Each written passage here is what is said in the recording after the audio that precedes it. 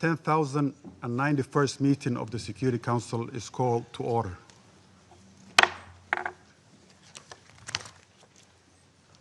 The provisional agenda for this meeting is the situation in the Middle East. The agenda is adopted.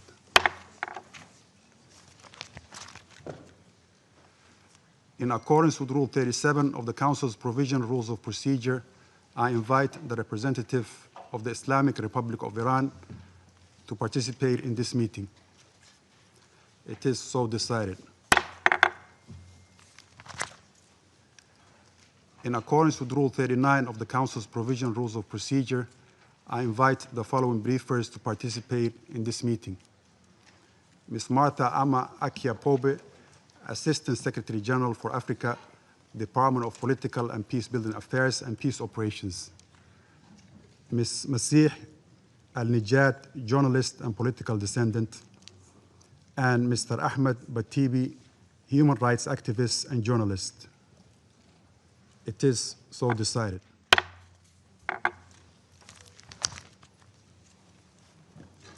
The Security Council will now begin its consideration of item 2 of the agenda.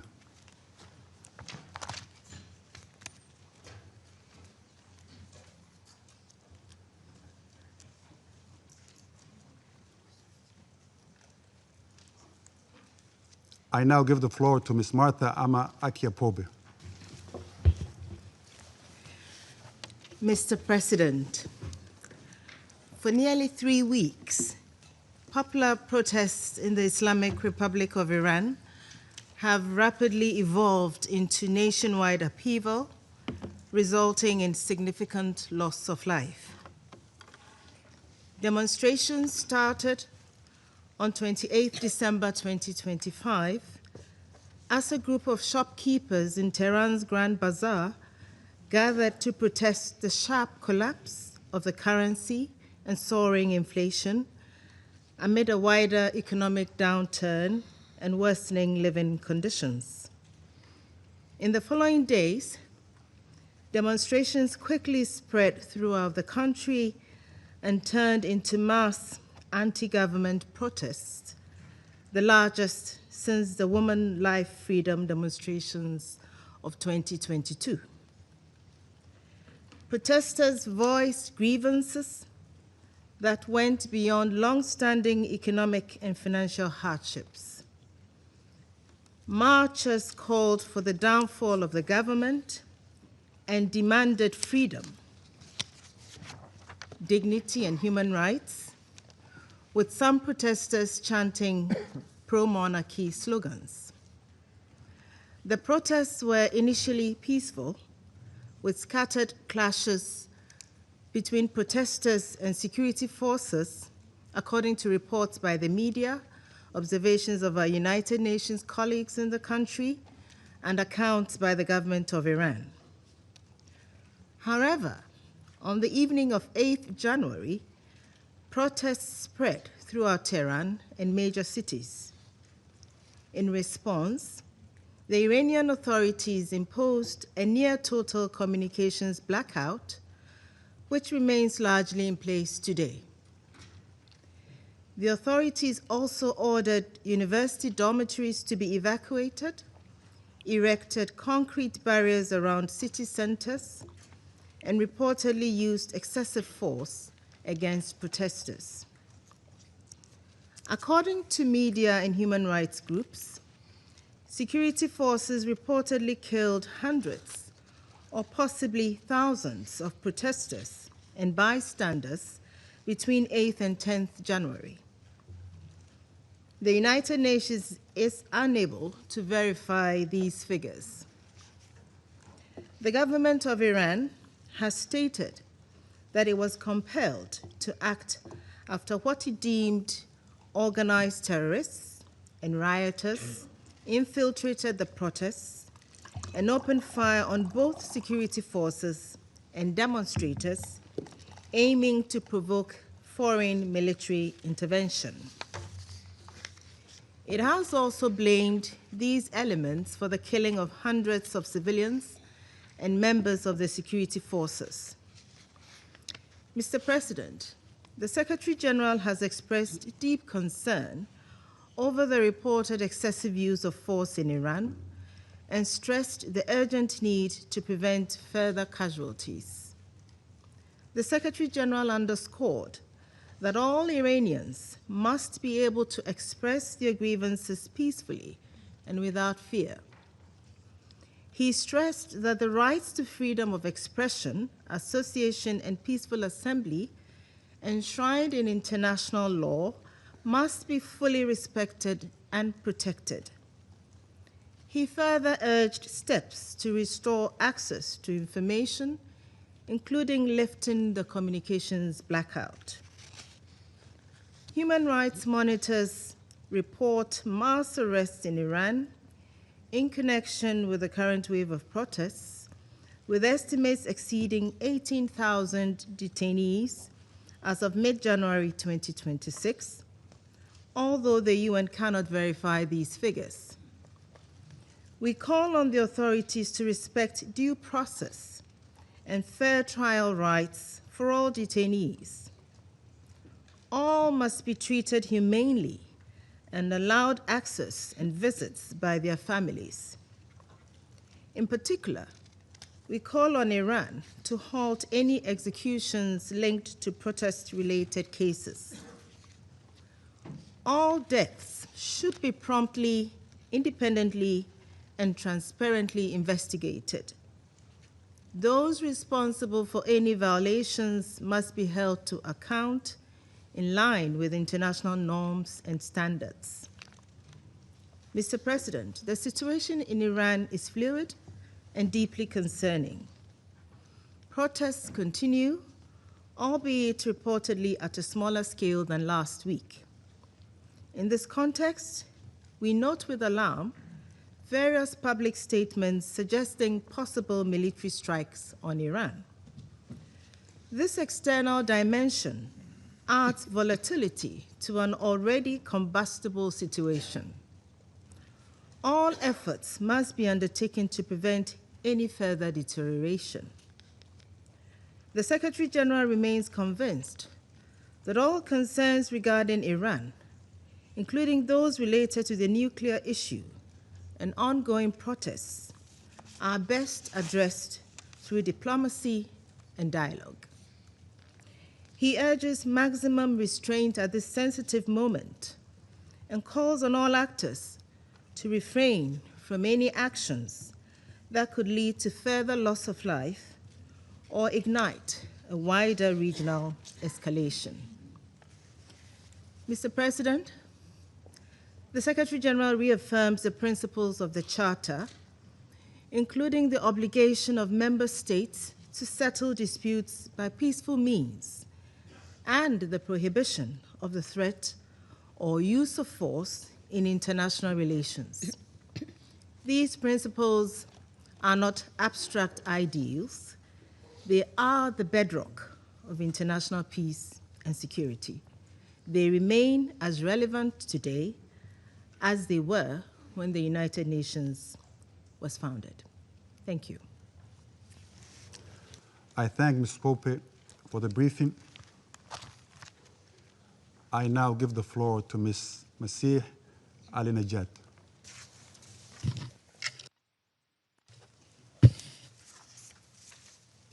Hello, everyone. My name is Masih Ali-Najat. I am a woman from Iran. Mr. President, Excellency, members of the Council, I am honored to be invited by the United States to testify before United Nations Security Council. I am here today to warn you, on behalf of millions of Iranians, what is needed now to bring justice to those who order massacre in Iran is real and concrete action against a regime that do not understand the language of diplomacy. The United Nations has failed to respond with the urgency this moment demands. The Secretary General himself has not spoken publicly against the massacre unfolding in Iran. Only a written statement through his spokesperson, silence at this moment, send a signal, send a message to the killers of young protesters alongside their family members. I strongly believe that the regime in Iran heard the clear message from the Secretary General. I think the members of this body have forgotten the privilege and responsibility of sitting in this room. Secretary General, I know you hear me. I want to directly talk to you. Why are you afraid of the Islamic Republic? Millions of unarmed Iranians, innocent and unarmed protesters, have been silenced with bullets, mass arrest, prison, and a total communications blackout. No internet, no cell phones, and no landlines. They put Iran in a total darkness. I am here to bring their voices here in this room. I am here to tell you that a brutal slaughter has taken place in my beloved homeland, Iran, and it will get much worse if the world do not take serious action. Iran is facing a nationwide uprising that cuts across Iran, across the society, with a clear demand to end Islamic Republic. At the same time, a nationwide campaign by the Islamic Republic to erase it, to silence people. The protests start on December 28th, sparked by collapse of Iranian currency, but immediately turned into what Iranian people call it, a revolution, a total rejection against 47 years of tyranny and oppression. Protests spread to more than 100 cities and involved every layer of the societies: shopkeepers, workers, teachers, nurses, and those who wave the historic lion and sun flag, and those ethnic minorities, including Kurds, Baluch, all other minorities, men and women, shoulder to shoulder in the streets. When it comes to freeing Iran, I have to say that loud and clear, that all Iranians are united. From Tehran to Tabriz, to Rash to Ahvaz, from major cities to small towns and villages that we barely even heard the names of those small towns and villages in the media. They are in the street. Millions of Iranians flooded into the streets, demanding that their money stop being stolen and sending to Hamas, to Hezbollah, to Houthi, the money of the workers, the money of innocent people who do not have now the capability of to buy a bread. The entire nation looking at freedom right now. What followed was regime using military weapons, AK-47 against innocent people. According to Iran International Media Broadcasting, the death toll has passed more than 12,000. Just a day later, CBS reported more than 20,000 people have been killed, and they are not the numbers. They are not the statistics. We don't even know the real numbers. Citizen journalists from inside Iran have sent videos showing piles and piles of body bags on the top of each other. Iranians exiled. Because of the internet shutdown, they zoom in to make sure whether their relatives and their beloved one are on the body bags or not. I myself have received urgent phone call and phone messages from Iranians, thanks to Starlink, inside the country, asking outside world for urgent help. They welcome when President Trump offered to rescue unarmed people being shot in their heart, in their chest by the security forces inside Iran. One activist who cannot be named for his safety told me, the streets are full of dead bodies. They are finishing off the injured in the street. They told me the security forces have stormed into hospitals and taking away the injured. I have also received multiple messages from families of victims who say the security forces forced them to pay money to take the dead body of their beloved one to bury them. On January 8, 2026, the Islamic Republic shut down the internet and imposed a technical blackout.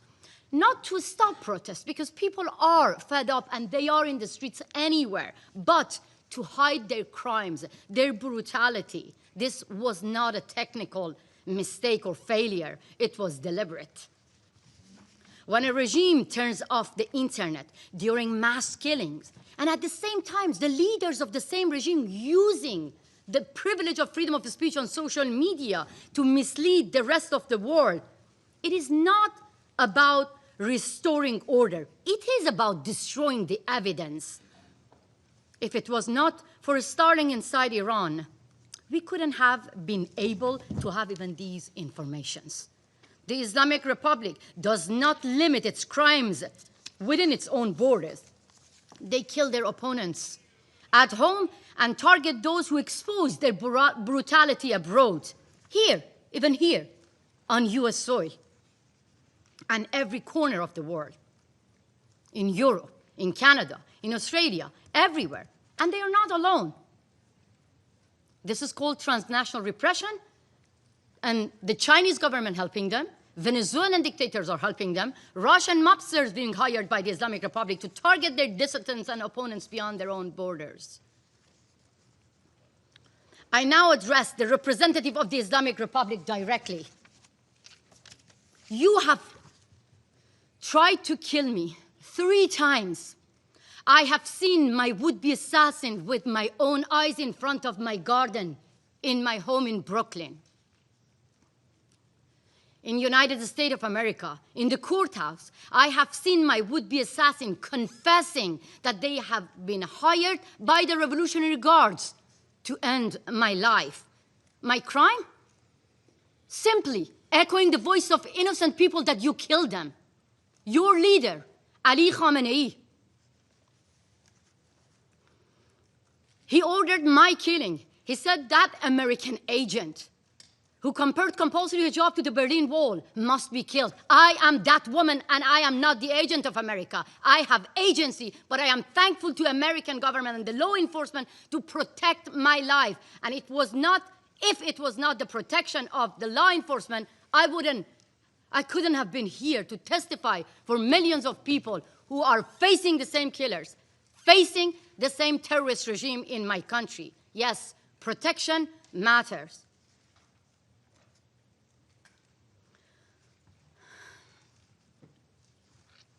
Unfortunately, I live with survivor's guilt because many Iranians do not have the same protection. The same IRGC with the same AK-47 killed them in front of the eyes of their family member. 2 would-be assassins received 25 years prison sentence here in New York, and I'm going to face 2 other killers being hired by the Islamic Republic in March, and they are the one who were assigned by the same IRGC member to assassinate President Trump. The Islamic Republic rules through fear. It makes people disappear from public life, from memory, from history. So today, I want to record the names of those who refuse to be afraid and erased. Setayesh Shafi'i, 20 years old. Before the internet was cut, she wrote on her social media, "They are cutting off my internet, but I love you all." She was killed by the Islamic Republic IRGC. Raybin Moradi, 17 years old, shot in the back, a young football player. He was killed by the same IRGC. Mehdi Zadparvar, a popular athlete. He wrote on his Instagram before going to the street, "I know I may be killed, but I have no fear. I want my rights." He was killed by the same IRGC. Siavash Shirzad, 30 years old. His family begged him not to go to the streets because of his safety. He said to his family, I go to the street to celebrate the victory of our revolution because President Trump promised to rescue our lives. He was killed by the same Revolutionary Guards. Negin Qadimi, 20 years old, she died in her father's arms after being shot by the Revolutionary Guards member.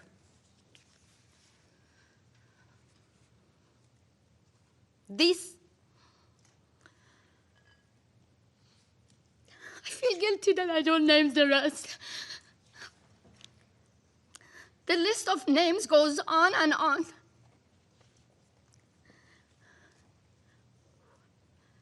They knew they will face guns and bullets, but they wanted justice. So now let me name their killers. Ali Khamenei, who declared protesters would be put in their place. Judiciary Chief Ghulam Hussein Mohseni Ejei and the IRGC commanders who publicly vowed punishment would be maximum.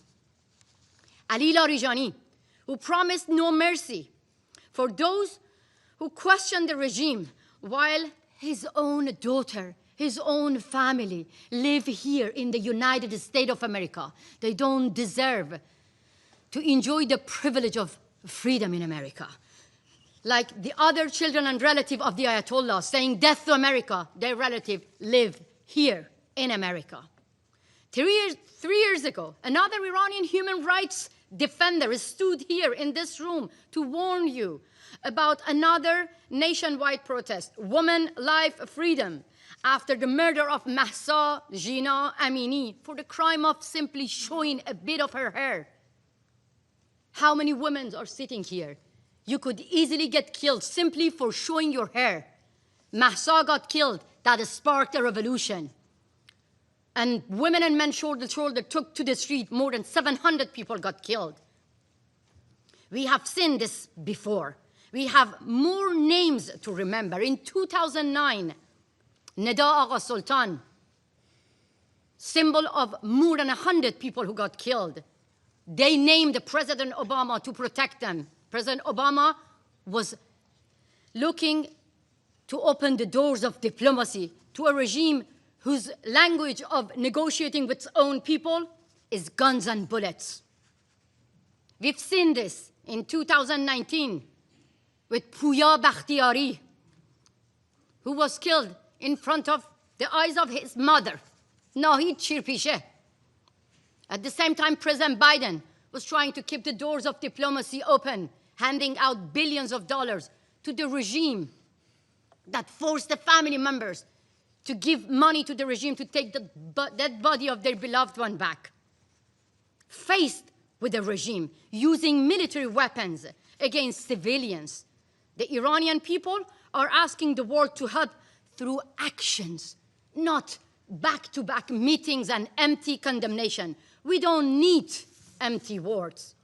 People of Iran are asking the Islamic Republic, are telling you the Islamic Republic no longer can be reformed, and asking you that the Islamic Republic no longer be treated as a legitimate government. Today, the number of those killed is much higher than I told you. This regime, again and again, cannot be reformed. Let me be very clear. The Islamic Republic behave like ISIS, and the Islamic Republic must be treated like ISIS. This is how you can save lives. Thank you so much. I thank Ms. Ali Najat for the briefing. I now give the floor to Mr. Ahmed Batibi.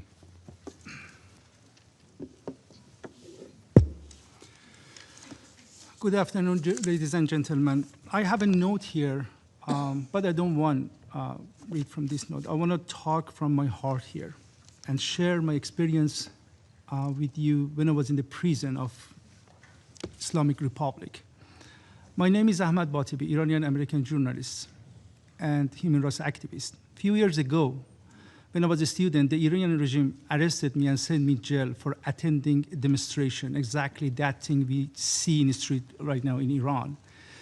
And they said that demonstration against the government, Islamic regime in Iran, is fighting with the government, and we are representative of the God, of Allah on the earth. And when you fight with our regime, it means you fight with God. And based off the Islamic rule, Sharia, your punishment is death. They gave me capital punishment. They sent me jail. They kept me 2 years in solitary confinement. They tortured me, many torture, including fake execution. They killed other people and kept me there. I watched them, how they die to torture me. For 3 times they did that. They cut my body and put salt on my body. I can show you, if you do not believe me, I can show you my body right now to see the sign of these cuts. They torture mentally and physically for many reasons. One of the demand they had was bring me front of the camera of state TV to tell to people, I'm a spy of United States. They'll torture me. I go and say, I got money from the United States, Mossad, Israel, CIA, to run demonstration against the government. I never did that, but they torture me to do that. Exactly same situation we have in Iran right now. If you see the state TV, you see many innocent people. They came in the street, just chant their rights, and the Iranian regime put them in front of the camera, and they say that, yes, we are agent of this Mossad. And right now I'm here. After 1 decade of the prison, I had this chance to escape from the prison.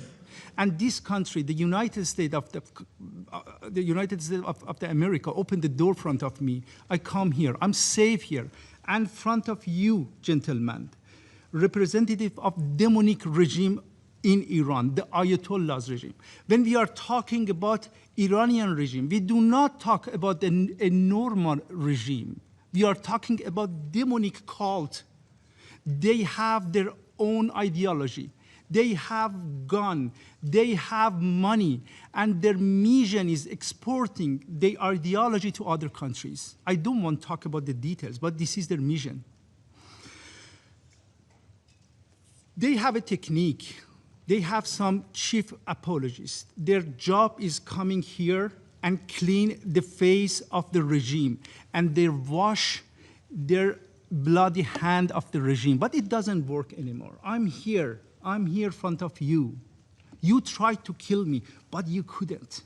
You cannot kill all the people. And don't laugh, sir, don't laugh at me, because a day we come top of your head, and you have to go court and answer for all those things you do here today, sir. Don't laugh at me. Don't laugh at me. 2 days ago, I was talking to someone who worked for government. He said that in the media, you see that they say 12,000 people died just during these days we have demonstration. That's correct. But the accurate number is much, much more than that, because the Iranian regime buried the people, the dead people, without any identification. They do not give chance to their family even go and get their body, and they bury them in unknown cemeteries. The number of dead people is much, much more than this. I was talking to an activist in Iran. He said that many of those people right now killing people in the street, they are Iranian regime proxy forces. Hashto Shabi from Iraq, Hezbollah from Lebanon, Fatimiyun or I don't know, Zainabiyun, they are Afghan people. He said that many of these people shoot us. They cannot even talk Farsi, and they talk Arabic with Iraqi accent. Everything I have to say, details, Masih said that I don't want to get the time. But the only thing you have to know that, sir, you saw a lot of bravery during these days from Iranian people. But it's not enough. You cannot go fight with a demonic regime like Islamic Republic, which has gun, ammo, money, power, and everything. We need your help.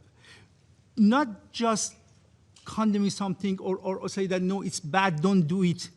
We need actual act. We need physical act. I want to talk to the President of the United States, Mr. Donald Trump. I appreciate you, President. Everything you do is awesome. But during these days, you encourage people to go in the street. That was the good thing, but don't leave them alone. They need your help. You encourage them, and they are in the street. Please listen to them. They are chanting. They say what they want. They need your help. If you leave them alone, I'm talking about all official leaders of the world, we need your help. If you leave them alone, we cannot change the regime in Iran. And we continue this mass killing and genocide in Iran. Thank you so much. I thank Mr. Batibi for the briefing. I now give the floor to those council members who wish to make statements. I give the floor to the representative of the United States. Thank you, Mr. President, for chairing today's important meeting, and thank you to our briefers, both of whom have been personally targeted for assassination, both of whom have been tortured at the hands of this brutal regime. Thank you for your courage, thank you for your strength, and for coming today to speak on behalf of the Iranian people. Colleagues, let me be clear. The level of violence, the level of repression that the Iranian regime has unleashed on its own citizens, its own people, has repercussions for international peace and security. You're going to hear today that it doesn't, that it's an internal matter. Absolutely wrong and false. This demands this council's attention. The people of Iran are demanding their freedom like never before in the Islamic Republic's brutal history. Unarmed, peaceful people who love their country are taking to the streets in pursuit of their legitimate aspirations for a better future. Well, this is our message. President Donald J. Trump and the United States of America stands by the brave people of Iran, period. And regardless of its excuses, and you will hear many today from the Iranian regime and from its friends, the regime is solely responsible for the economic misery of the Iranian people and the repression of their freedom, and they will be held accountable. The estimates of the numbers of protesters killed by the regime so far range from the thousands to the tens of thousands. Although visibility into the totality of the violence has been obscured deliberately by the regime's nationwide internet blackout. Why has the internet been shut down for weeks? Why have the phone lines been cut? Why are commercial satellite communications being jammed in a very sophisticated manner? We've had a complete blackout. No internet, no phones, nothing. Only thanks to the Starlink system do we even have some window, a limited window, into the atrocities that are ongoing. Well, President Trump has been clear. He will not, nor should the international community, tolerate innocents being slaughtered in the streets.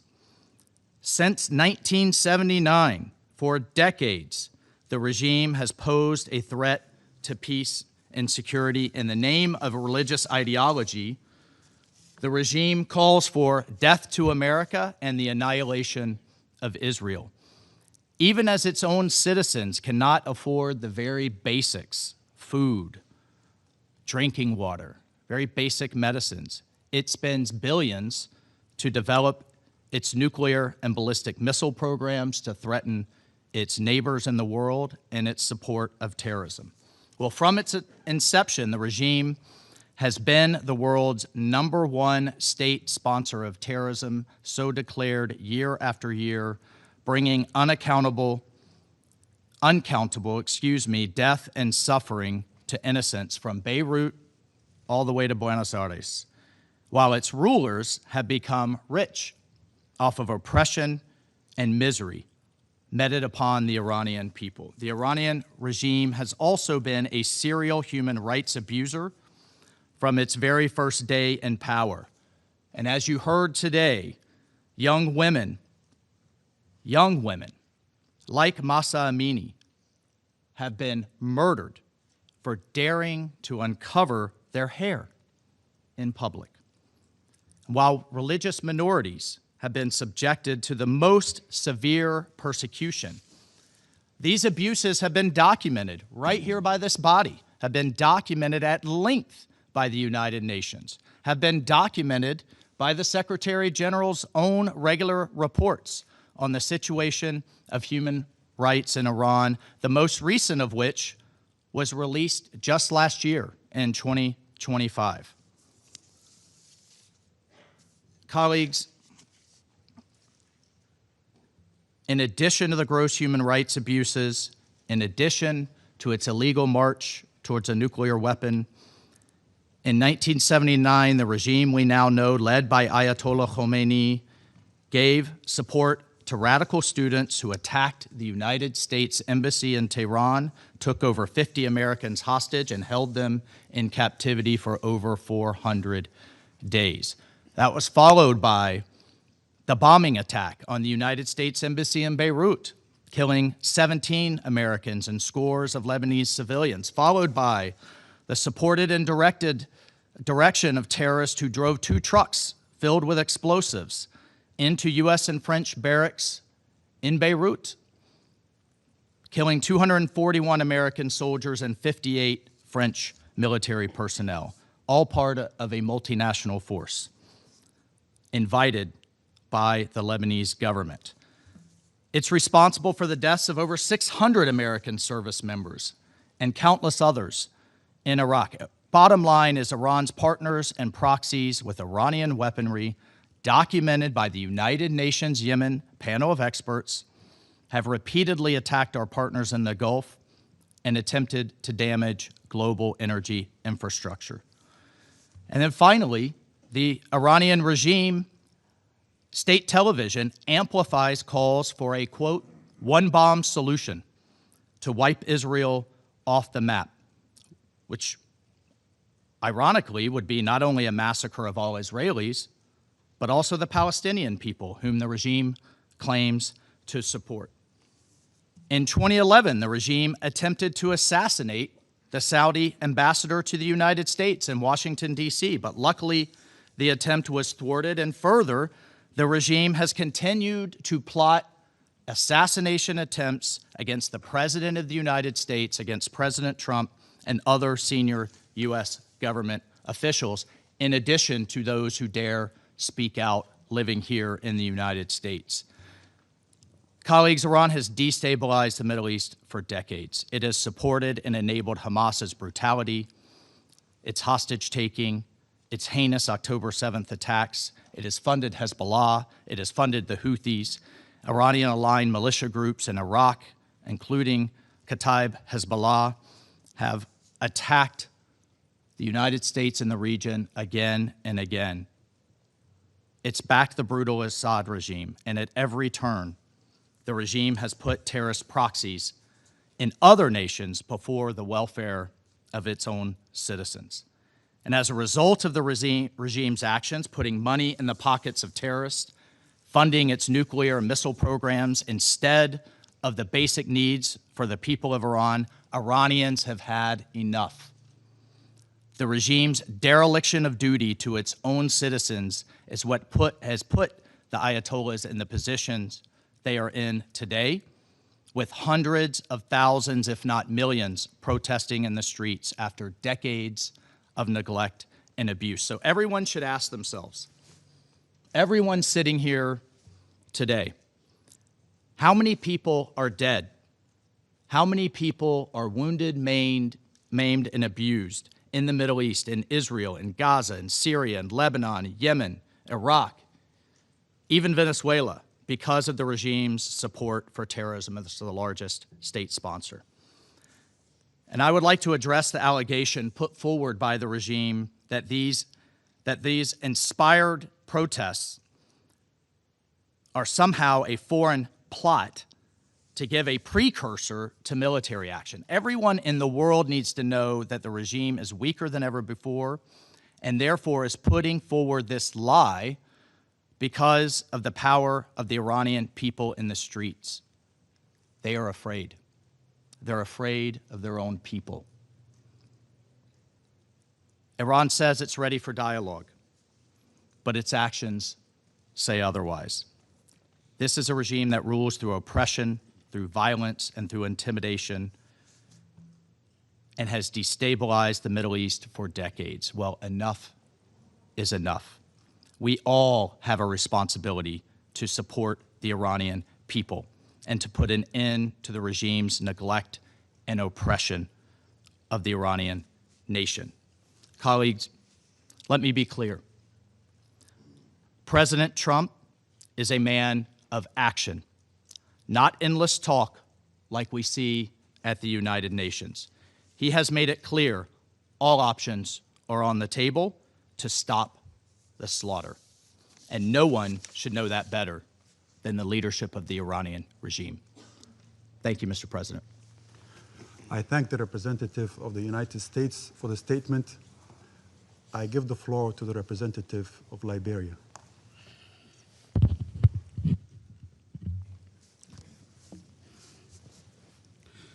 Thank you, Mr. President.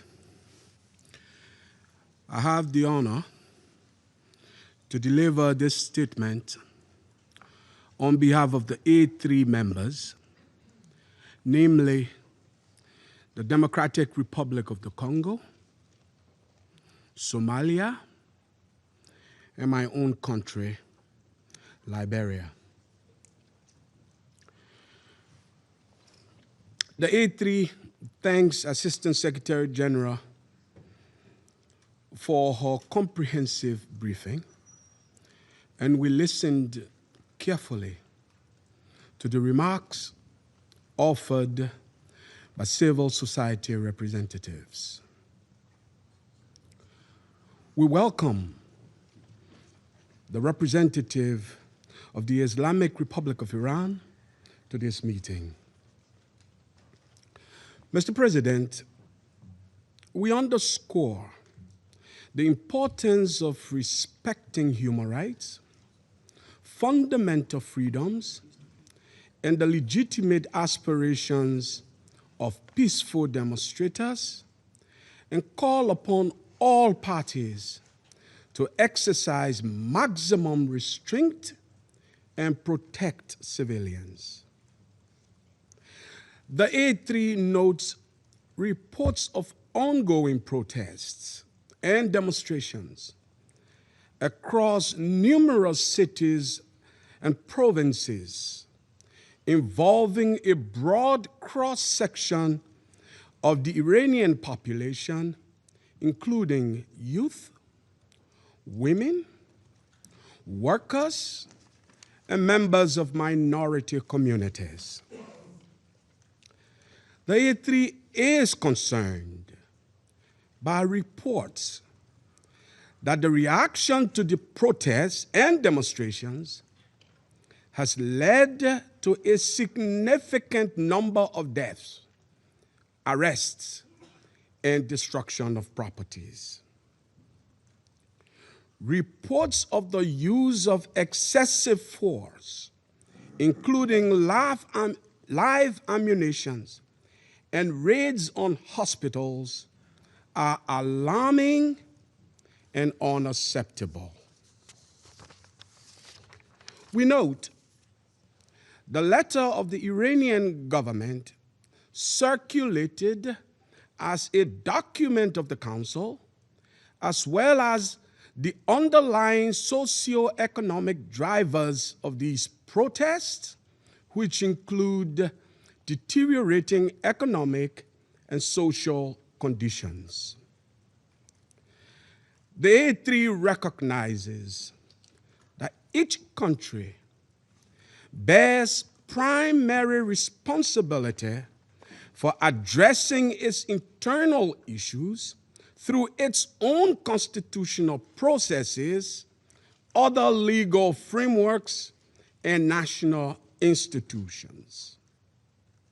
However, we underscore the primacy of the Charter of the United Nations and relevant international obligations, and emphasize that the protection of civilians must remain paramount under all circumstances.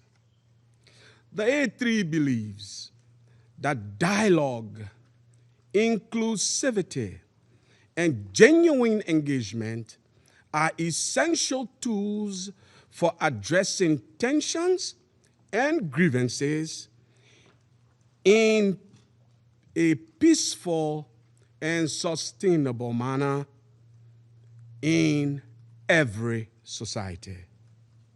Therefore, we encourage all actors in Iran to exercise maximum restraint and to seek peaceful, constructive, and inclusive dialogue with full respect for the rule of law, the rights of citizens, and the protection of civilians. Mr. President, the A3 emphasizes the necessity to respect the sovereignty and territorial integrity of Iran and feels compelled to remind leaders of their obligations to their citizens, including the right to live in peace, security, and express themselves within the boundaries of the law.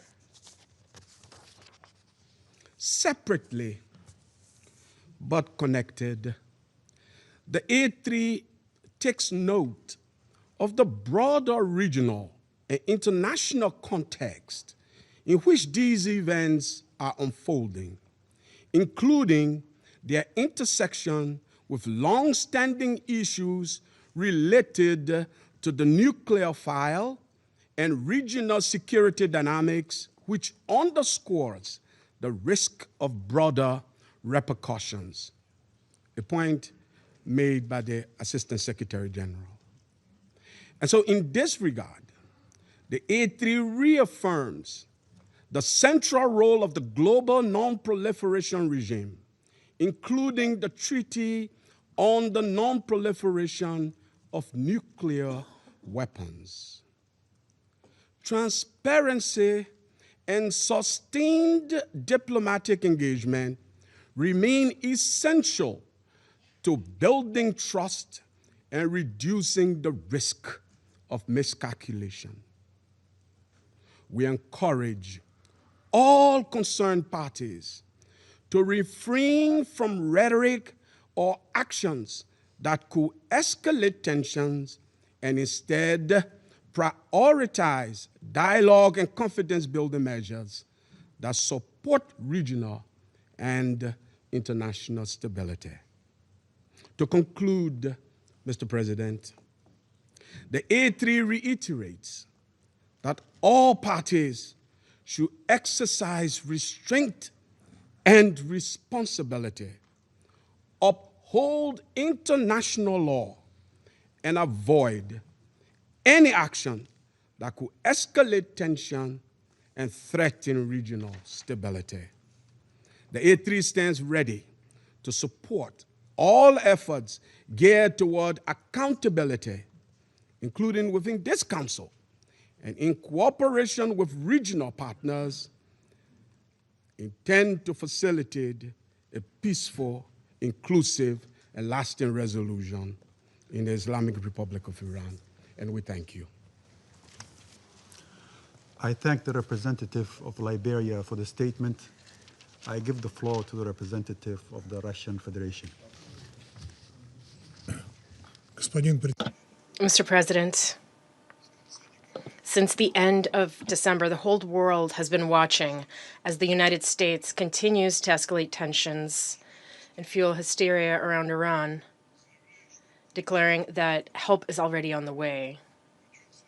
What's more, in its official statements, Washington has not even tried to cover up the genuine reasons for its alleged concern over the country's internal political situation as it threatens new strikes against Iran. Today's meeting, convened by our American colleagues, is nothing more than yet another attempt to justify blatant aggression and interference in the internal affairs of a sovereign state. And if, as Washington puts it, Iran's authorities do not come to their senses, then Washington will solve the Iranian problem in its favorite way through strikes aimed at overthrowing an undesirable regime. To lend credibility to their actions and to justify them, they have invited today's briefers, individuals who have been living in the United States for some 20 years and promoting an anti-Iranian agenda in Washington's interests.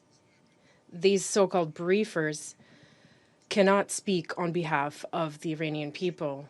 We firmly reject any attempts by the U.S. to waste council members' valuable time on briefings that are meant only to serve the interests and the position of those who convene this meeting, and briefings that are in no way related to issues of international peace and security.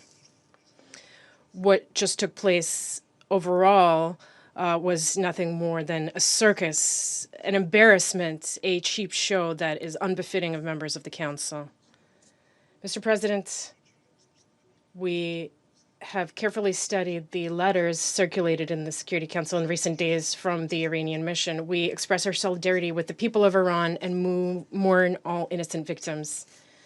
We see that hostile external forces are attempting to exploit the current situation in order to overthrow a government they find objectionable and destroy the Islamic Republic of Iran as a sovereign and independent state. At the same time, we note that the authorities in Tehran have declared and reaffirmed their commitment to their international obligations, including respect for human rights and ensuring conditions for the peaceful expression of public opinion, while at the same time fulfilling their inherent duty to protect citizens' lives, public order, and the country's territorial integrity. As far as we can tell, the protest momentum has begun to subside and the situation is gradually normalizing. The government of Iran has taken the necessary steps to stabilize the economic situation and has established a constructive dialogue with the public in order to address any emerging issues. Mass rallies have taken place in the Islamic Republic of Iran in support of the country's supreme leader and its independent course. The Russian Federation is convinced that today's meeting of the Council should be approached through the lens of its mandate to maintain international peace and security and uphold international law, and not through the lens of Iran's internal political affairs. Violations of the aforementioned norms and principles in the current situation are obvious. They include the extremely dangerous and irresponsible rhetoric employed in recent days by U.S. leadership, which has gone as far as openly calling for the takeover of state institutions in Iran and threats to assist the protesters. Such statements amount to nothing other than incitement to violently overthrow the constitutional order of a sovereign state. They are a gross violation of paragraphs 4 and 7 of Article 2 of the UN Charter, which prohibit the threat or use of force and establish the principle of non-interference in the domestic affairs of states. Mr. President, what is happening on the streets of Iran in recent days has gone far beyond peaceful protest. There have been documented cases of firearms use, killings of law enforcement officers as well as civilians, arson attacks on medical facilities and public institutions, as well as attacks on emergency service facilities. These actions cannot be covered up by the pretext of freedom of expression or protecting human rights. What is happening in Iran is yet another example of the use of tried and tested methods for a color revolution in which specially trained armed provocateurs transform peaceful protests into senseless violence, riots, destruction of public property, and brutal killings of police officers, state security personnel, and peaceful protesters, including children. As we have already seen repeatedly in a number of states, all these actions are either directed or supported by external forces that are interested in a so-called regime change. In the present situation, these external forces are not even bothering to conceal their involvement in violent actions, especially given that the President of the United States has openly called on protesters to take over Iranian state institutions. The US and its cheerleaders are actively exploiting the economic and social difficulties faced by ordinary Iranians, difficulties caused by unlawful sanctions pressure imposed on Iran by Western states. They're using this to inflame public tensions and destabilize the domestic political situation. The current situation is clearly in line with Washington's declared policy, one supported by its allies, of maximum pressure on Tehran in order to advance their own political interests in the Middle East. They are using every means available to achieve this. And this includes not only unlawful unilateral sanctions imposed in circumvention of the Security Council and in blatant violation of the UN Charter, but also unceremonious blackmail of other states by increases in trade tariffs. Our Western colleagues are not above using the Security Council as a tool to promote their delusional agenda. A striking example of this is the attempt by the UK, France, and Germany to create the illusion of reinstating anti-Iranian Security Council resolutions through the purported triggering of the snapback mechanism envisioned in Resolution 2231 of the Security Council. Their justification for this relied on Western states' fabrications about some sort of threat to international peace and security posed by Iran's peaceful nuclear program. And this is despite the fact that the IAEA Director General has never reached such conclusions in his reports on the matter, nor found evidence of diversion of nuclear material to military purposes. And the entire crisis surrounding the implementation of the JCPOA was provoked by Washington's unilateral withdrawal from the nuclear deal in 2018. Nevertheless, the EU3 continues to promote its baseless narrative and deepen divisions within the Security Council. What is most concerning is Washington's aggressive course towards the use of military force and threats of its use against Iran. We condemn such actions, no matter what arguments are used to justify them, as a gross violation of international law and the UN Charter. We strongly urge the hotheads in Washington and other capitals who seem to be contemplating a repeat military venture to come to their senses and avoid a repetition of the tragedy of June 2025, when U.S.-Israeli aggression nearly resulted in a major nuclear catastrophe with inevitable humanitarian and environmental consequences. We demand that the United States and its like-minded partners refrain from further reckless steps, including those involving nuclear facilities. They should rather focus on providing solid assurances against further confrontation and resume joint efforts to find potential solutions. This includes addressing unfounded concerns regarding Iran's peaceful nuclear program. All of this should be done on the basis of international law and seeking a balance of all stakeholders' interests. Our country stands ready to assist this in every possible way. Mr. President, the Russian Federation decisively condemns all forms of external interference, incitement to violence, and threats of use of force against the friendly nation of Iran. We call on the conveners of today's meeting to stop making themselves out to be a global judge and put an end to their escalatory actions. Your actions risk plunging the region into even bloodier chaos that could easily spill beyond its borders. and a separate appeal to our colleagues on the Council and all UN member states. We call on them to prevent a new large-scale escalation and ensure that the Security Council is not used to justify unlawful regime change scenarios or to name and shame the legitimate authorities of a sovereign state. Thank you. I thank the representative of the Russian Federation for the statement.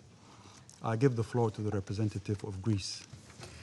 Mr. President, I would like to thank Assistant Secretary General for Africa, Ms. Martha Pebi, for her briefing, as well as Ms. Ali Nejad and Mr. Batebi for their testimonies today. Mr. President, Greece is following developments in Iran with deep concern. The continued escalation of violence and the use of force against protesters, the loss of human life, among them children, and the widespread arrest are utterly condemnable. Fundamental rights, including the inherent right to life, the freedom of expression, and the freedom of assembly, are universal rights and must be fully respected by all without discrimination or exception.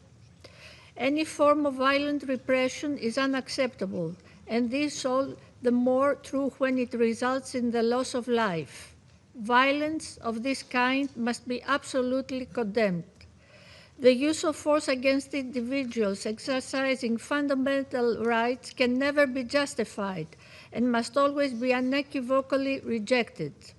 The death penalty imposed merely as a result of them exercising a fundamental right constitutes an affront to justice. Such unjust actions gravely undermine respect for human dignity and fundamental rights. It is very important that no sentences be carried out against those demonstrating in favor of freedom. Mr. President, colleagues, at the same time, Greece recalls that full respect for international law and for the Charter of the United Nations remains paramount. Current developments on the ground, no matter how dire, should not lead to a further escalation. No matter how difficult, dialogue remains the only viable path forward for the rights and the prosperity of the Iranian people. Greece firmly believes that this is the only way to address legitimate social grievances, prevent further violence, and avert the risk of a wider regional conflagration. In closing, Mr. President, Greece reiterates its belief in the need of de-escalation, dialogue, and the peaceful resolution of the current crisis, in full conformity with the Charter of the United Nations and international law. I thank you. I thank the representative of Greece for the statement. I give the floor to the representative of Panama. Gracias, Presidente. Thank you, President.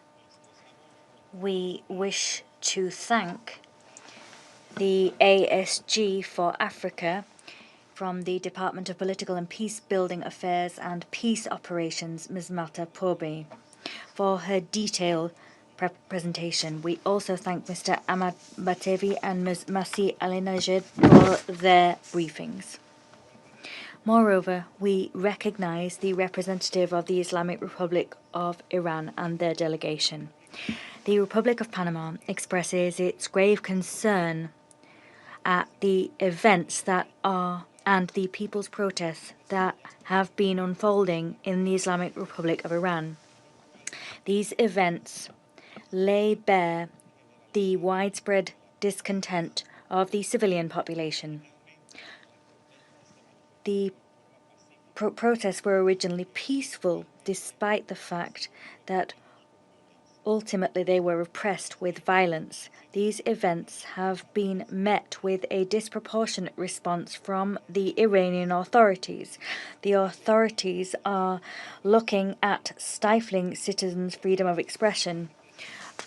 Due to cuts to communication blackouts across the country, it is difficult to objectively verify the facts.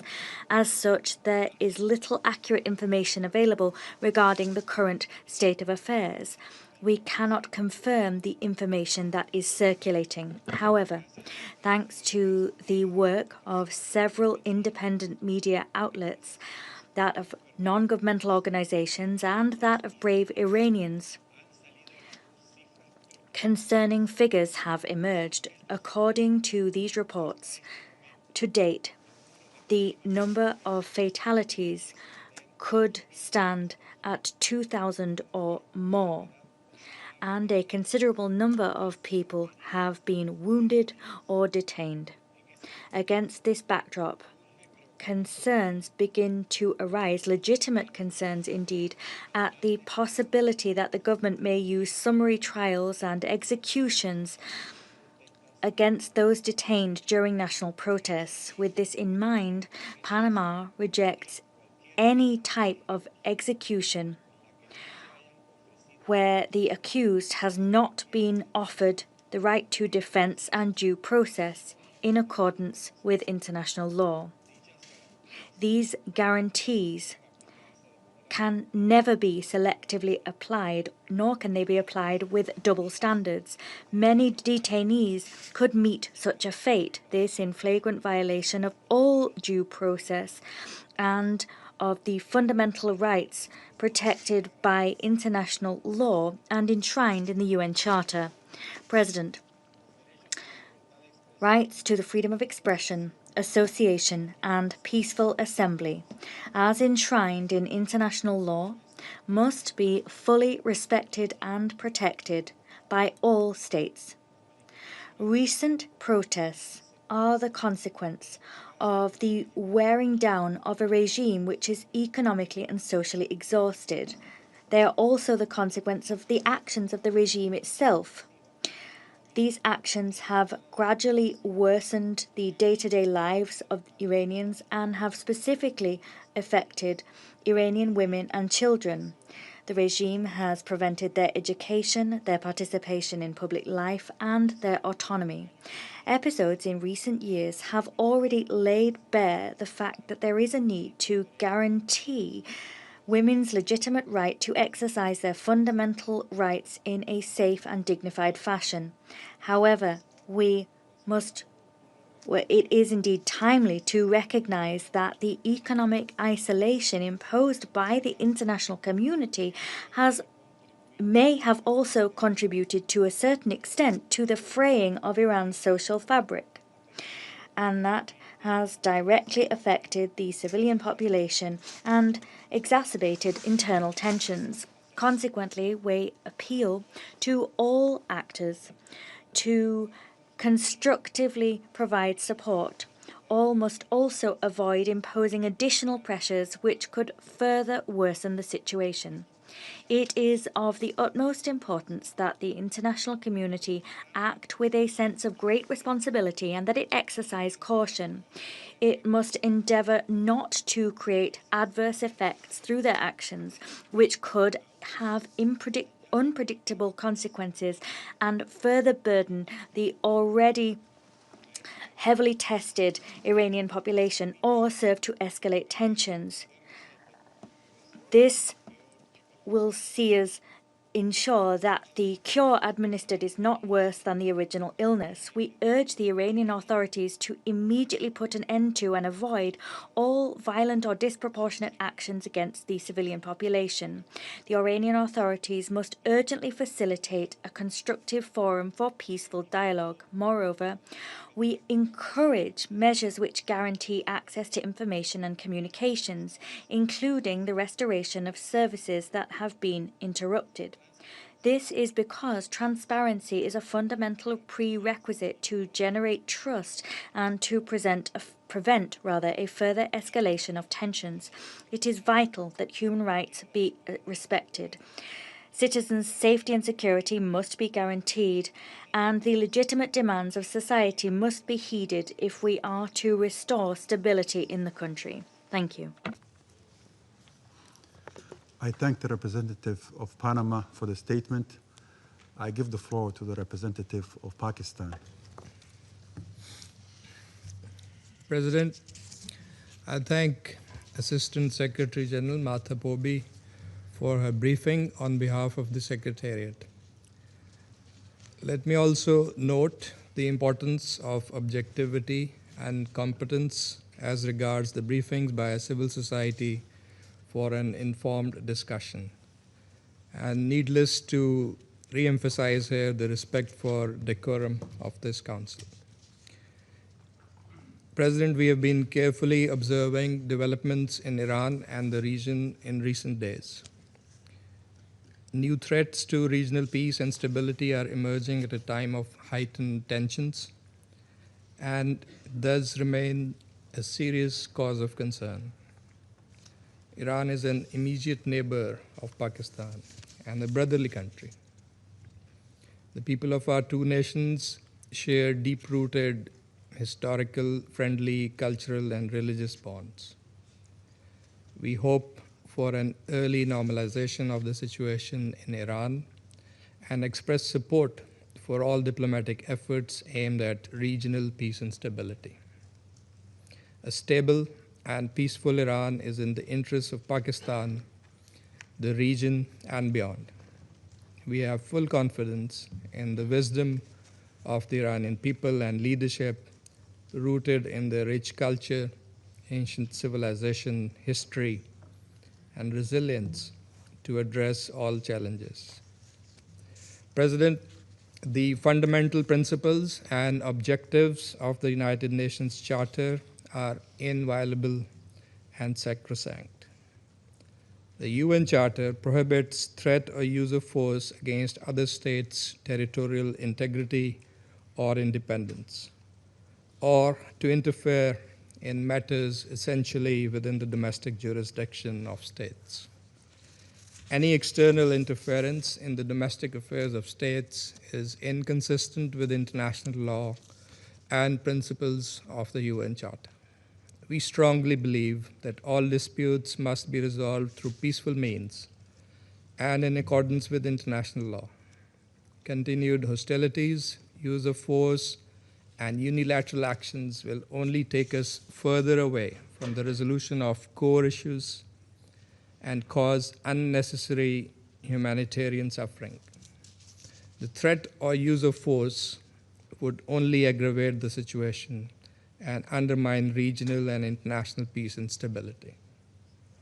All parties must exercise restraint, act responsibly, strictly stay within the bounds of international law, and eschew any action that will be detrimental to regional and international peace and security.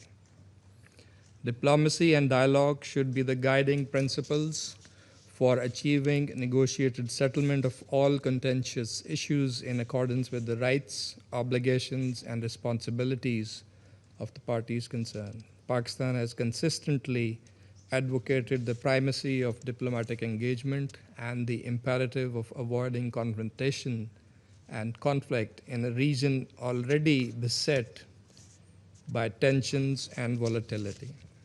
We sincerely hope that the situation in Iran will soon return to calm and normalcy, free from any internal turmoil or external pressure, and all relevant parties will return to the negotiating table to find a lasting solution to their differences based on mutual respect and understanding.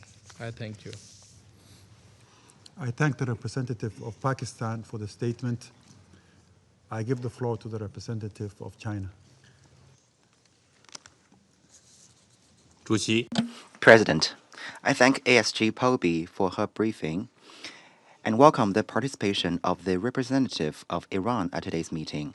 China and Russia have made their position clear to all Council members regarding the United States invitation of the relevant briefers. Recent developments in Iran have drawn widespread attention. China has taken note of the description thereof provided by the Iranian Foreign Minister in his letter to the UN Secretary General. For some time now, the United States has continued to make statements on the situation in Iran and has openly issued threats of the use of force against Iran. As a result, clouds of war are gathering over the Middle East and the tensions in the region continue to escalate.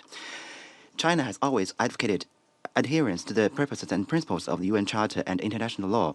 We oppose the use or threat of force in international relations, oppose imposing one's will upon other countries, and oppose any regression of the world to the law of the jungle. Sovereign equality and non-interference in internal affairs are basic principles of international law and the most fundamental norms governing modern international relations. Iran is an independent sovereign state. Iran's affairs should be decided independently by the Iranian people. China supports safeguarding Iran's sovereignty, security, and territorial integrity, and calls on the international community to support the Iranian government and people in overcoming current difficulties and in maintaining national security and social stability. The use of force can never solve problems. It will only make them more complex and intractable. Any military adventurism would only push the region toward an unpredictable abyss. We urge the United States to abide by the purposes and principles of the UN Charter, abandon its fixation on the use of force, and call on all parties to exercise restraint and work together to play their due role in maintaining international peace and security. At present, the Middle East remains the most fragile region in the global security landscape, with the risks of turmoil and conflict persistently high. The people of the region have a strong desire for peace and development. China has noted the grave concerns expressed by the vast majority of regional countries regarding military confrontation, as well as their sincere expectation for resolving disputes peacefully through dialogue. China hopes that the United States and other relevant parties will take seriously the voices of the international community and regional countries and do more for peace and stability in the Middle East, rather than the opposite. All countries should play a constructive role in promoting peace and ending conflicts, avoid exacerbating tensions, and refrain from adding fuel to the fire. President, peace and development are the shared aspirations of all peoples. History has repeatedly proven that an obsession with force, relentless pressure, and wanton interference only generate more conflict and hatred. No country has the power to dictate the future of another, and no action that defies international law can be tolerated. We call on the international community to stand on the right side of history and on the side of fairness and justice, and work tirelessly for peace and stability in the Middle East and peace and tranquility in the world. Thank you, President. I thank the representative of China for the statement. I give the floor to the representative of Bahrain. Thank you, President. The Kingdom of Bahrain is closely following developments in the Islamic Republic of Iran. We are following these developments closely and calmly. We call on the Iranian authorities to exercise restraint and to avert any escalation that can lead to losses in lives or destruction. This will have negative repercussions for security and stability in the region.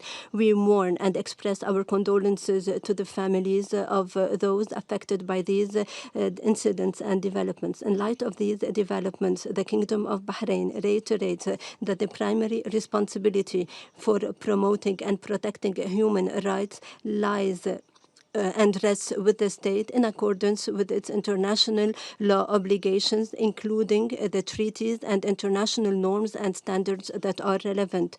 In addition, the Kingdom of Bahrain reiterates that it's important to preserve the higher interests of the Iranian people. Their expectations, their aspirations must be met in order to achieve security and stability in the region. In conclusion, Mr. President, we remain committed to promoting peace and stability regionally and internationally. At the same time, we reiterate that we must refrain from any action that could have broader regional implications. Thank you. I thank the representative of Bahrain for the statement. I give the floor to the representative of the United Kingdom. Thank you, President, and thank you, Assistant Secretary General Pobi, Masih Alinejad, and Ahmad Batebi. We welcome this timely meeting. The United Kingdom is appalled by the reports that potentially thousands of people in Iran have been killed and many more arrested in the most brutal repression of public protests in decades. Despite the regime's near-total internet shutdown, videos emerging from Iran indicate that reports may underestimate the full scale of horror currently underway. The regime will claim that these protests were instigated by foreign-backed forces, but lies and propaganda cannot justify its actions. This behavior is not an aberration for this regime. It is the latest manifestation of the repression and brutality we have witnessed time and time again. Let me be clear. We condemn the regime's actions in the strongest possible terms. We pay tribute to the courage of the Iranian people, particularly Iranian women. Once again, they are bravely voicing their aspirations to live in freedom and dignity in the face of repression and violence. As my Prime Minister stated, alongside his French and German counterparts, we urge Iran to respect the fundamental rights and freedoms of its people, including the right to protest without fear of violence or repression. Iranian authorities must protect their people, not brutalize them. Iran must urgently change course. We have delivered this message directly to Foreign Minister Araghchi. As the G7 has made clear, we will act alongside our partners to impose additional restrictive measures if it does not. As my Foreign Secretary has said, the world is watching. The United Kingdom will continue to confront the regime's misinformation, call out its repression, and support regional peace and security. Thank you. I thank the representative of the United Kingdom for the statement. I give the floor to the representative of Denmark. Thank you, Mr. President. And thank you to the Somali presidency for acting swiftly to convene this meeting. The gravity of the situation in Iran warrants this timely discussion. I'd also like to thank Assistant Secretary General Pobi for her briefing and the civil society briefers, Mrs. Aline Majad and Mr. Batebi, for sharing their insights and personal experiences. Mr. President, once again, the Iranian people have taken to the streets to bravely voice their demands for a better life, a life in freedom, dignity, and prosperity. And once again, they have been met with sheer brutality and ferocious violence. We're deeply concerned by the reports of several thousand protesters killed by the Iranian security forces. And as we've heard from Assistant Secretary General Pobi, more than 18,000 arrested. Iran's brutal crackdown on the protesters is unacceptable. We strongly condemn these killings, as well as the use of violence, arbitrary detention, and intimidation tactics by the security forces against the protesters. These actions must stop.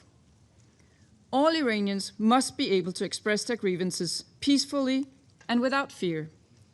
We urge the Iranian authorities to exercise maximum restraint from unnecessary and disproportionate use of force.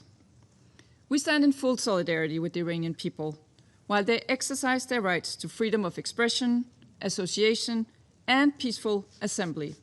We call on Iran to comply with its obligations under international human rights law and to ensure unhindered access to information and communication, including access to the internet for all Iranians. Mr. President, loud and clear, again and again, we hear the Iranians lift their voices for a better life, for their lives, for their rights to be respected. For too long, the leaders in Tehran have not heeded this call. The time has now come for the government of Iran to finally listen, to respond to the will of its people through peaceful means. We urge them to start today. I thank you. I thank the representative of Denmark for the statement. I give the floor to the representative of Colombia. Gracias, señor. Thank you, Mr. President, for convening this briefing. I wish to convey my gratitude to Assistant Secretary General for Africa. I also thank the briefers for their statements. Mr. President, Colombia reaffirms, as it has done historically within this organisation and as it has also done since its very first day as an elected member on this council, we've reaffirmed that our position will always be guided by international law and the principles enshrined in the United Nations Charter, as well as by a commitment to peace, the peaceful resolution of disputes, the respect for sovereignty and the non-interference in internal affairs of states, as well as by the need for the respect for human rights, which are applicable in all contexts without exception. The freedom of expression, peaceful assembly and association are universal rights. They are enshrined in international human rights law, and that law must apply without exception. It cannot be watered down or relativized. These freedoms must be guaranteed throughout the world. No differentiated treatment can be applied, and the above is a vital prerequisite for legitimacy, peace, and democracy. The systematic nature of repression, criminalization, and censorship as a response to the free exercise of the right to protest are unjustifiable in any circumstance. Moreover, they constitute grave violations of human rights, and they weaken the very foundations of the rule of law. Against that backdrop, we are gravely concerned by the events which are unfolding in Iran, including the use of the death penalty and other forms of repression as a response to peaceful demonstrations. We are also alarmed by the use of expedited legal proceedings, which do not guarantee due process. This is in flagrant contradiction with international obligations. Moreover, we are concerned by censorship and restrictions on information. Consequently, in our view, the safe access of international press and the restoration of the internet must be guaranteed immediately. The human rights situation of women in Iran continues to be a source of alarm. We are particularly concerned by the disproportionate impact that repression against protest may have on women. Moreover, women have played a pivotal role and indeed a leading role in these protests. We fervently appeal to all member states to respect, protect, guarantee, and enforce human rights for all people. We underscore the need to guarantee accountability in all cases. This in order to prevent impunity and to guarantee access to justice and reparation for victims. Mr. President, it is of paramount importance to mitigate tensions and to avoid actions which may fan the flames of confrontation. Moreover, my country emphasizes the need for restraint. Any rhetoric or action which aims to escalate the situation, including the threat of the unilateral use of force, brings with it grave risks for stability. To the stability in a region already marked by a high degree of volatility. Such actions could also imperil international peace and security. To conclude, my country insists that it is only inclusive dialogue, a dialogue which involves all strata of Iranian society, that can offer a sustainable solution. Lasting solutions cannot be imposed through force. Rather, these solutions are built through peaceful, participatory, and nationally led processes. In view of the grave nature of the situation, it is incumbent upon this Council to keep their eyes trained on events and to guarantee the protection of civilians, the full respect of human rights and fundamental freedoms, and accountability for violations perpetrated. Thank you. I thank the representative of Colombia for the statement. I give the floor to the representative of Latvia. Thank you, President. Let me thank Assistant Secretary General Pobe for today's briefing. And I would like to thank Ms. Alinejad and Mr. Batebi for sharing their very personal and courageous testimonies.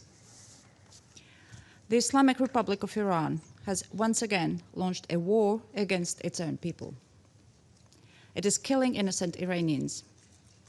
As we sit here today, hundreds of thousands of brave Iranians, exhausted by repression and economic deprivation, are standing for their freedom. On the streets across the country, they demand basic rights and human dignity. And these demands are met with brutality, violence, and censorship by the regime. The failing Iranian regime is trying to hide its crimes behind the total telecom and internet blackout, but it is not possible to hide the truth. Iran's state forces are killing protesters by the thousands. They are arresting and torturing Iranians.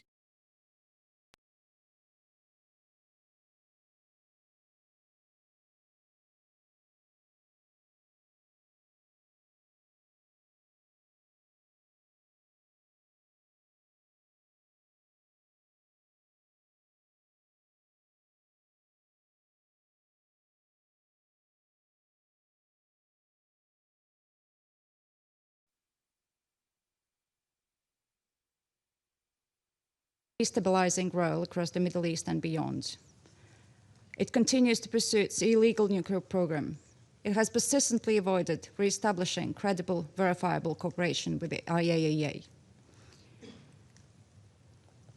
The regime has supported, financed, and armed various proxy forces and terrorist groups, including Hamas, Hezbollah, Houthis.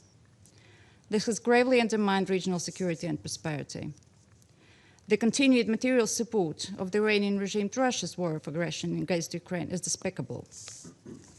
Iranian weapons and technology are used to destroy also Ukrainian cities and commit atrocities against the Ukrainian people. Because Iran has chosen to supply and support the aggressors, while its own people have been driven to despair. Mr. President, for far too long, the Iranian regime has posed an unacceptable threat to global peace and security. And we condemn, in the strongest possible terms, the brutal actions of the regime and reiterate our support to the brave Iranian people. And I thank you. I thank the representative of Latvia for the statement. I now give the floor to the representative of France. Merci, Monsieur le Président. Je remercie Madame la sous-secrétaire générale, Martha Pobby, ainsi que Mme Massi Alinejad et M. Ahmad Batebi pour leurs exposés. Nous sommes réunis aujourd'hui pour évoquer la situation en Iran et les présentations qui viennent d'être faites nous ont dépeint l'extrême gravité de ce qui est en train de s'y passer sous nos yeux.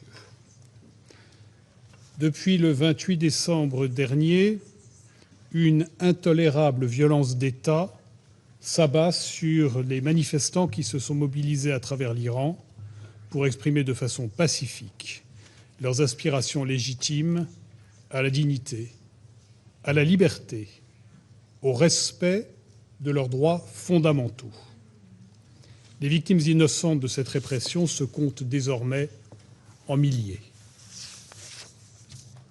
Déjà, en 2009, en 2019, en 2022, les autorités iraniennes avaient réprimé dans le sang les mouvements pacifiques de la population iranienne, soulevés pour leur dignité et pour leurs droits. Nous conservons le souvenir de la mort de Mahsa Amini en septembre 2022 aux mains de la police des mœurs iranienne. La France condamne le recours massif et délibéré à la violence par les forces de sécurité iraniennes. Elle condamne les détentions arbitraires de milliers de manifestations, de milliers de manifestants. Elle condamne les coupures d'Internet dans l'ensemble du pays qui visent à imposer le silence sur la brutalité de la répression. La France exprime sa solidarité avec les victimes. Elle se tient aux côtés du peuple iranien qui manifeste pacifiquement pour ses droits et pour sa liberté. Nous exhortons les autorités iraniennes à se conformer à leurs obligations internationales et à respecter les droits et libertés fondamentales du peuple iranien, en particulier la liberté d'expression, le droit à l'information, la liberté de réunion pacifique. Le président de la République française, M. Emmanuel Macron, s'est exprimé en ce sens. Le ministre français des Affaires étrangères l'a dit sans détour à son homologue iranien, et l'ambassadeur d'Iran à Paris se l'est vu signifier dans les termes les plus clairs lorsqu'il a été convoqué il y a 2 jours au ministère des Affaires étrangères. Nous réitérons également notre appel à la libération immédiate et inconditionnelle de tous les prisonniers arbitrairement détenus en Iran. ainsi qu'à la suspension de l'application de la peine de mort. Nous demandons la convocation rapide d'une session extraordinaire du Conseil des droits de l'homme afin d'évoquer la situation en Iran et de charger les mécanismes dédiés d'enquêter sur les violations des droits de l'homme. Monsieur le Président, face à l'ampleur et à la brutalité de la répression, la communauté internationale et le Conseil de sécurité ne peuvent détourner le regard. Il appartient au peuple iranien, et à lui seul, de décider de son destin. Mais notre responsabilité collective est de dénoncer les violences et la répression dont il est victime alors qu'il exprime ses aspirations légitimes. Comme l'a rappelé le Président de la République, le respect des libertés fondamentales est une exigence universelle. La dénégation brutale de cette exigence par les autorités iraniennes constitue tout ensemble une violation des responsabilités de l'État à l'égard de sa population et un facteur supplémentaire de menace à la paix et à la sécurité internationale.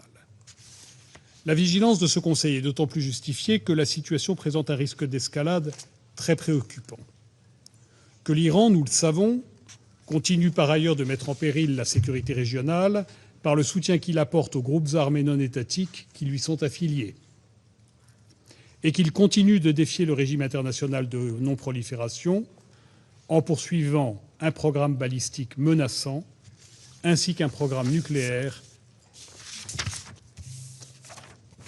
dont les finalités pacifiques ne peuvent pas être démontrées par l'Agence internationale de l'énergie atomique. Monsieur le Président, avec ses partenaires européens et du G7, la France est prête à imposer des mesures restrictives supplémentaires à l'encontre des individus et entités impliqués dans la répression des manifestations en Iran. La France appelle ce Conseil à ne pas détourner les yeux de ce qui se passe en Iran. Elle appelle tous ses membres à enjoindre les autorités iraniennes de répondre aux aspirations légitimes de leur population et de mettre un terme à la violence et à la répression sanglante exercée contre les manifestants. Je vous remercie. I thank the representative of France for the statement. I now give the floor to the representative of Islamic Republic of Iran.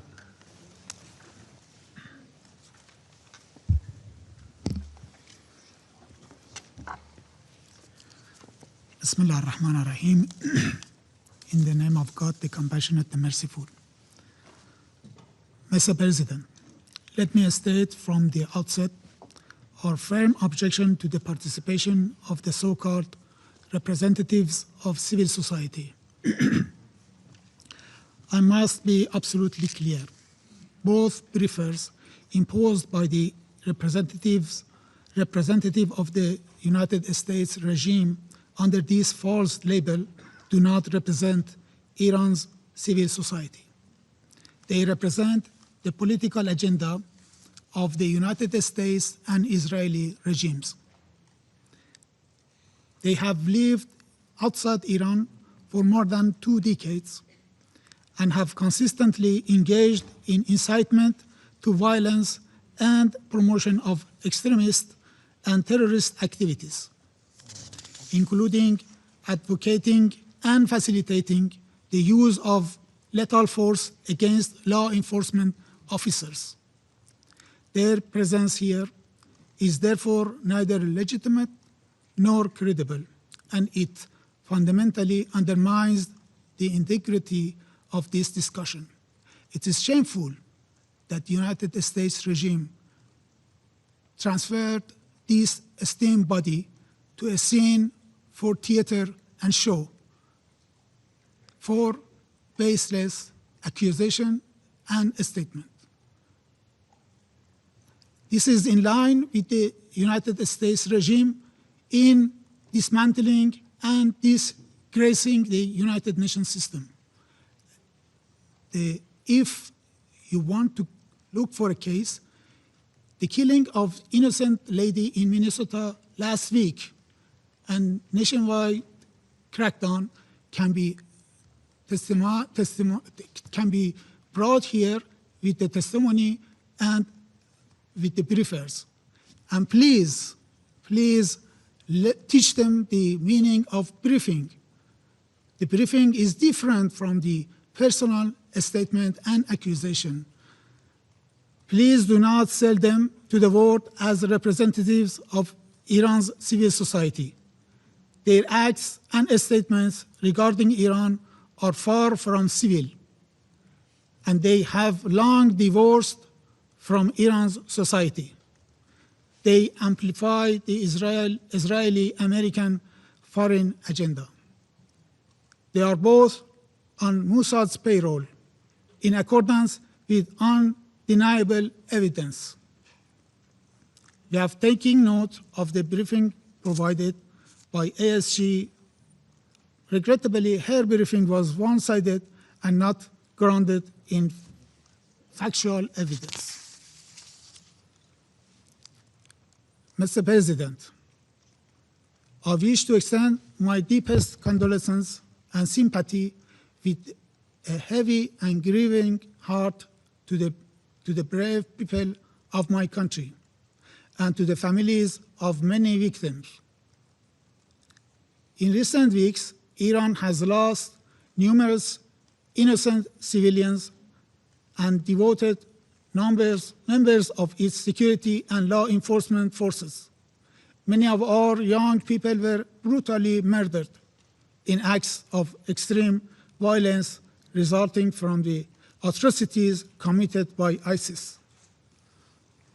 Many of our police officers sacrificed their lives in the line of duty to protect civilians and preserve public order. I speak today on behalf of a nation in mourning.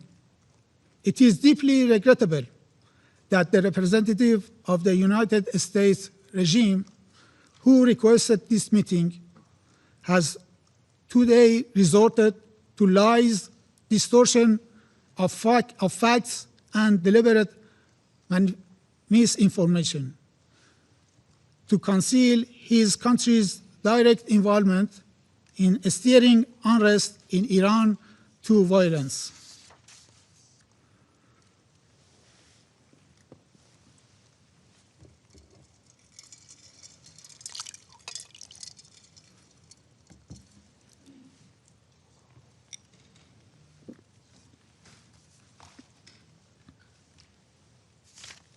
In fact, the United States request for this meeting is shameful. To conceal their direct complicity in the crime their mercenaries have committed against our nations from 8 to 10 January.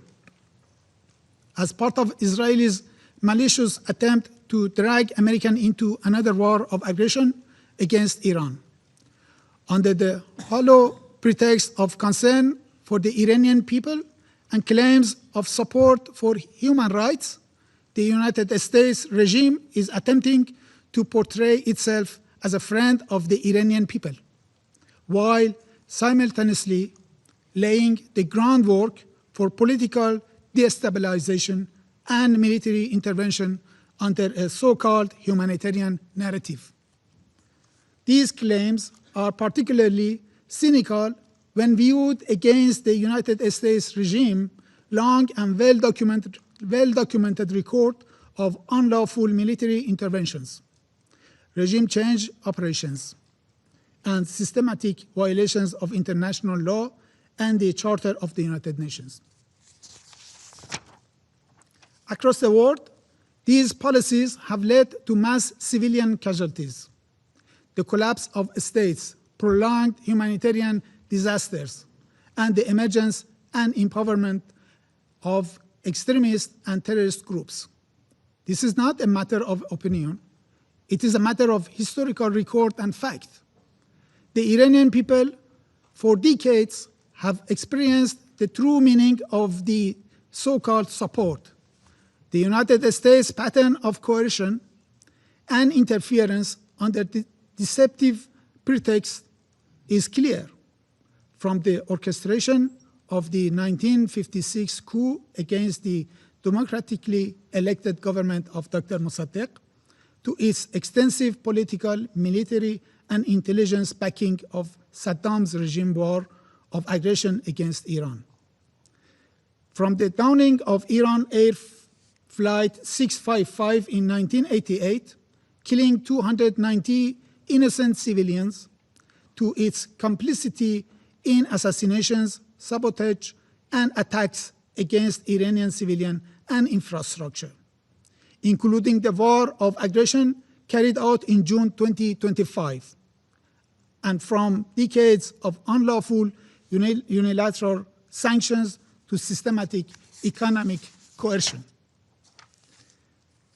These measures have gravely violated the Iranian people's fundamental rights, including their inherent rights of life, health, and development.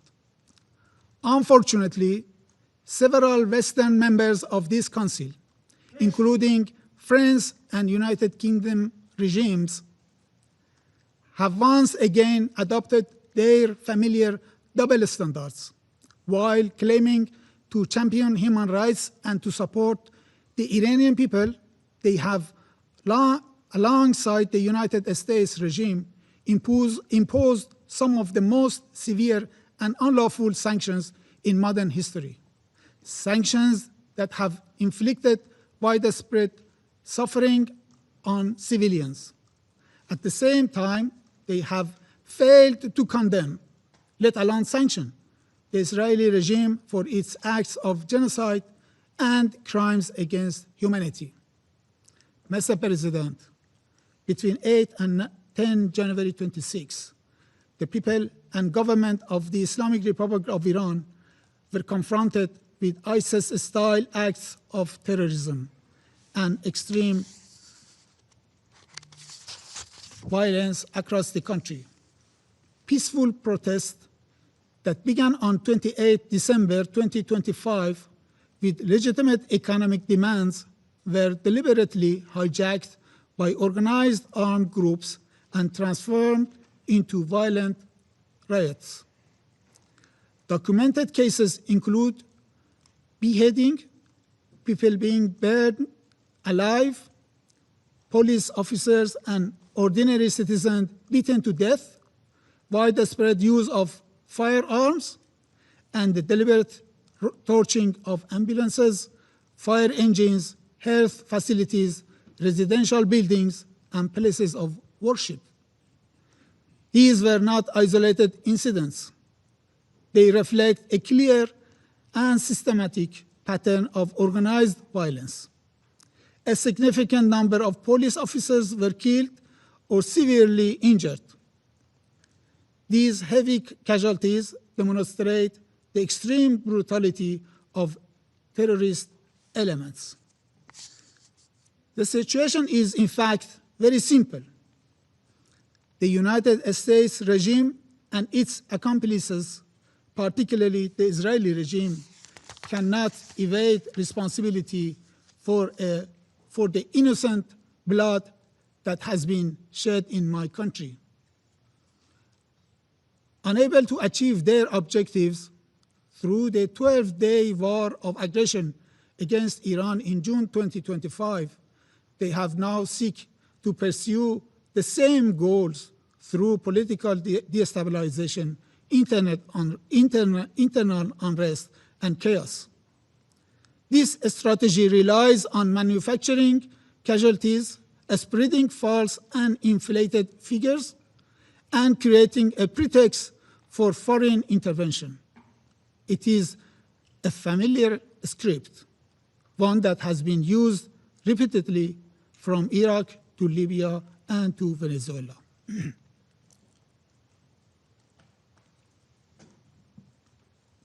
Mr. President, allow me to recall only a few of interventionist and reckless statements made by US officials, which clearly demonstrates Washington's direct involvement in this unrest.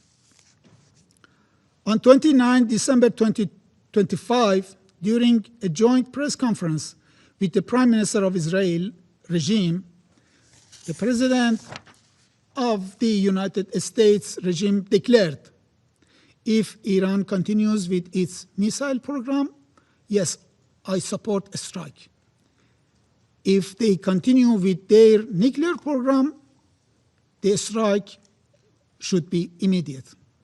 He further threatened, we are going to have to knock them down. We'll knock them down. We'll knock the hell out of them.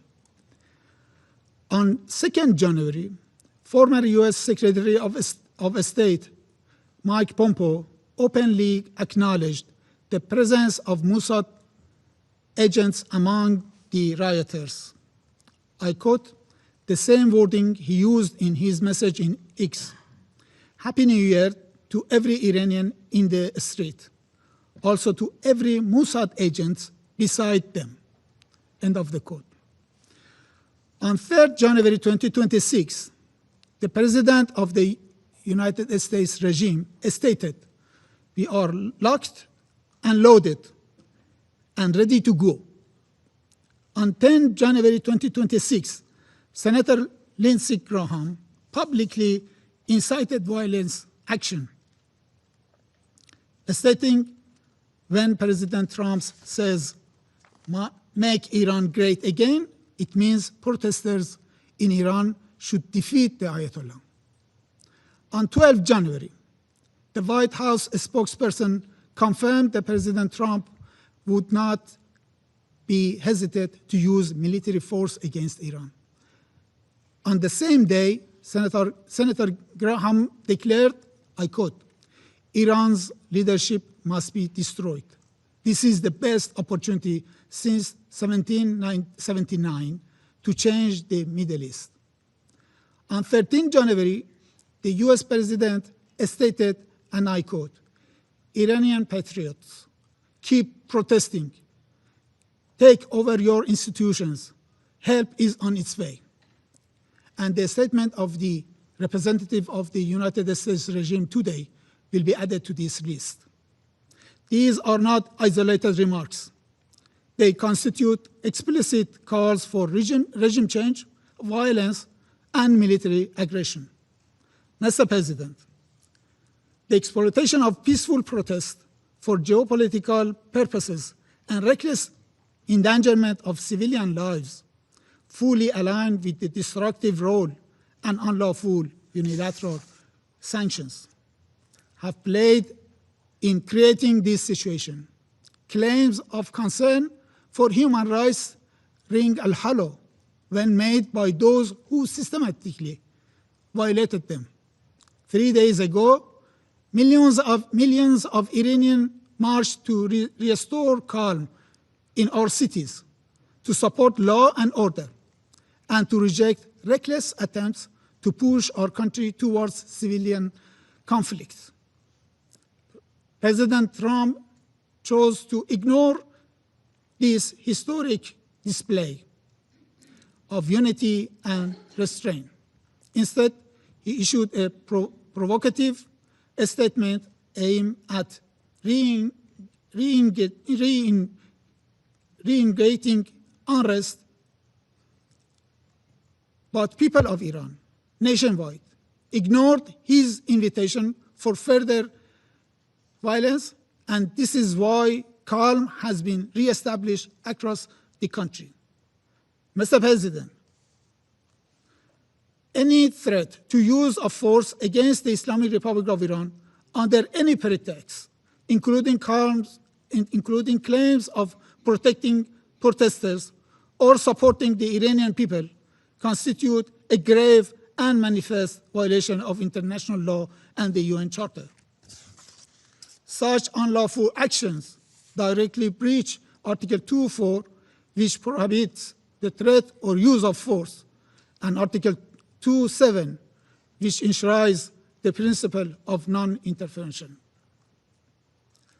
No rule of doctrine, narrative, or political justification can legitimize unilateral military action or coercion without explicit Security Council authorization under Chapter 7. Invoking humanitarian rhetoric to justify force in a deliberate abuse of international law. The Security Council, its members, and the Secretary General bear a clear legal, moral, and political responsibility to unequivocally reject and condemn such unlawful actions before it is too late. The credibility of the United Nations and the survival of the Charter itself now depend on whether this fundamental prohibition is upheld or eroded by one of its own permanent members.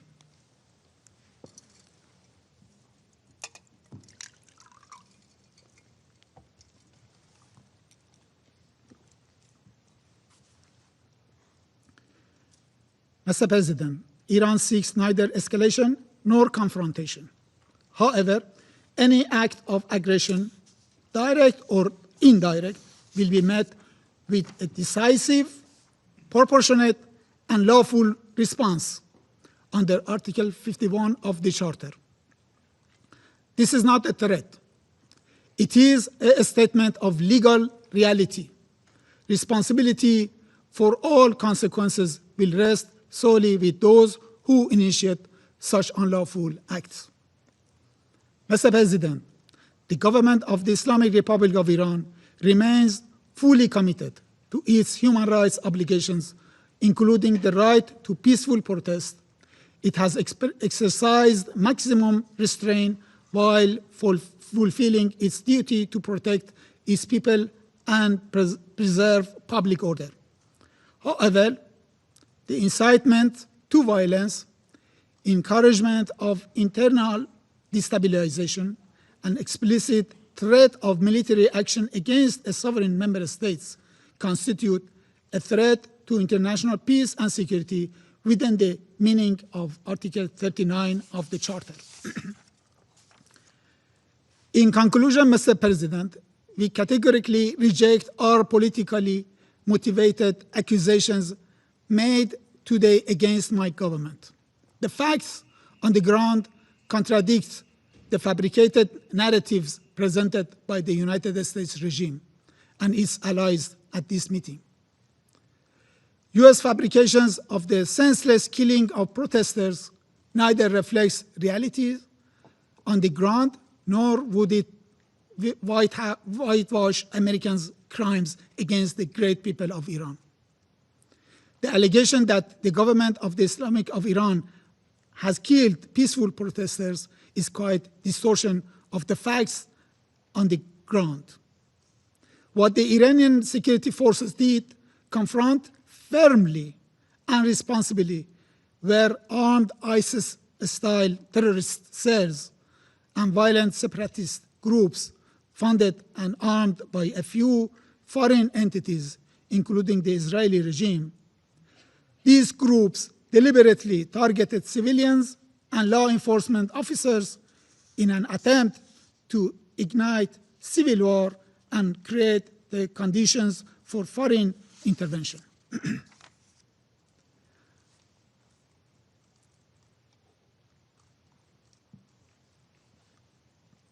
The claim that internet restrictions were imposed to conceal harm to our own people is equally false. On the contrary, temporary limitations were necessary to protect Iranian nation from evil operations that foreign agents, including Israeli one, are conducting against the safety of the nation. It was also absolutely vital to prevent huge cyber attacks against Iran and its infrastructure, and to disrupt communications among terrorist networks, coordinating terror operations from within our cities. I thank you, Mr. President. I thank the representative of the Islamic Republic of Iran for the statement. There are no more names inscribed on the list of speakers. The meeting is adjourned.